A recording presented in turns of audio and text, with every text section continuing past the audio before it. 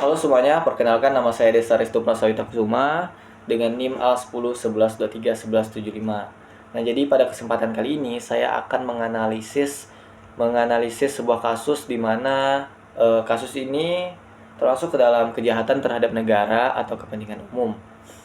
Yang dimana pada penganalisisan ini itu untuk memenuhi kewajiban pengerjaan ujian tengah semester pada mata kuliah hukum pidana di dalam kodifikasi. Jadi tanpa berlama-lama lagi saya akan menceritakan kronologis peristiwa tersebut. Jadi secara kronologis GNP diduga merencanakan upaya menggulingkan pemerintahan melalui pertemuan tertutup pada tanggal 15 Januari 2025 di Bandung. Diikuti dengan penyebaran narasi melalui media sosial dan aplikasi terenskripsi. Jadi narasi tersebut mencakup klaim rekayasa hasil pemilu pada tahun 2024, tuduhan kolusi pemerintah dengan asing, serta seruan untuk aksi demonstrasi dengan kekerasan. Lanjut pada tanggal 20 Januari 2025, aksi ini berubah menjadi kerusuhan gitu, yang melibatkan perusakan fasilitas umum dan penyerangan aparat keamanan, yang kemudian direspons dengan penangkapan sejumlah pimpinan GNP dan penyitaan bukti digital. Jadi untuk kronologi singkatnya seperti itu. Jadi ada beberapa hal yang bisa kita highlight, yaitu pada tanggal 15 Januari 2025 itu ada pertemuan tertutup di Bandung. Selanjutnya ada pada tanggal 20 Januari 2025 itu ada demonstrasi berubah menjadi kerusuhan di Jakarta. Lanjut ke poin selanjutnya, yaitu aspek hukum yang terkait. Jadi dari perspektif hukum gitu kan, kasus ini menyentuh pasal 107 KUHP tentang makar yang mengatur upaya untuk menggulingkan pemerintah dengan kekerasan. Jadi unsur ini unsur perencanaan sistematis yang tercatat dalam dokumen digital dapat menjadi bukti kuat untuk menjerat si GNP ini nih, si Gerakan Nasional Pemulihan tadi ini. Terutama jika terdapat indikasi persiapan aksi fisik atau koordinasi untuk menciptakan instabilitas. Selain itu, penyebaran klaim rekayasa pemilu dan tuduhan tanpa dasar gitu kan. Tuduhan tanpa dasar dapat dikategorikan sebagai penyebaran hoax sesuai Undang-Undang ITE pasal 28 ayat 1 tentang penyebaran informasi bohong yang menimbulkan keresahan.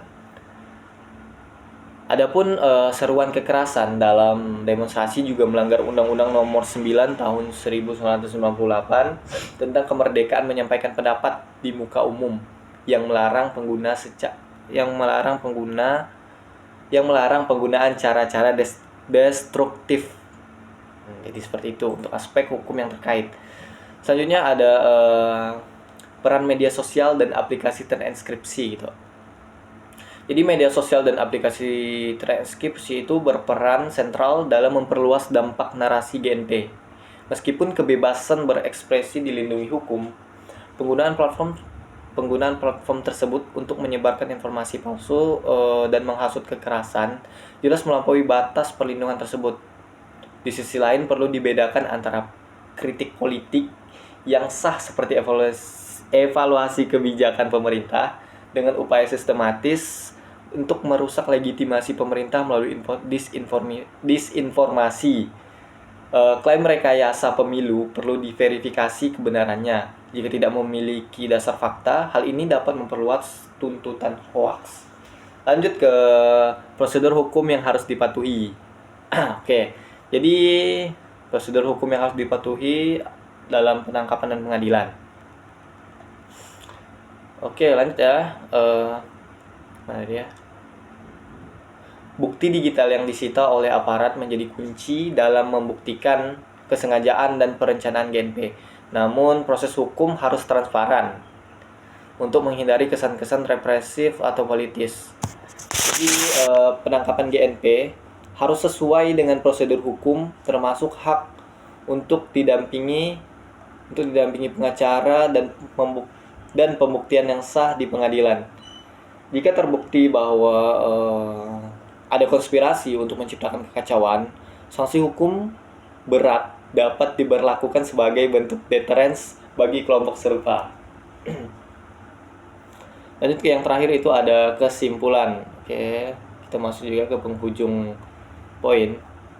Jadi secara keseluruhan gitu, kasus ini menguji keseimbangan antara penegakan hukum terhadap ancaman keamanan negara dan perlindungan hak sipil, yang dimana pemerintah perlu membuktikan gitu kan, bahwa tindakan GNP ini bukan sekedar ekspresi ketidakpuasan politik, melainkan upaya terorganisir yang membahayakan stabilitas nasional gitu kan. Tapi di sisi lain, masyarakat juga berhak memastikan bahwa penanganan kasus ini tidak menjadi alat untuk membuang suara kritik yang legitimate.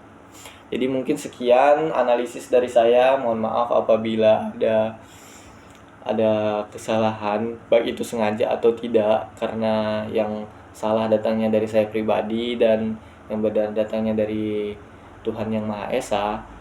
Jadi sekian, assalamualaikum warahmatullahi wabarakatuh. Dadah.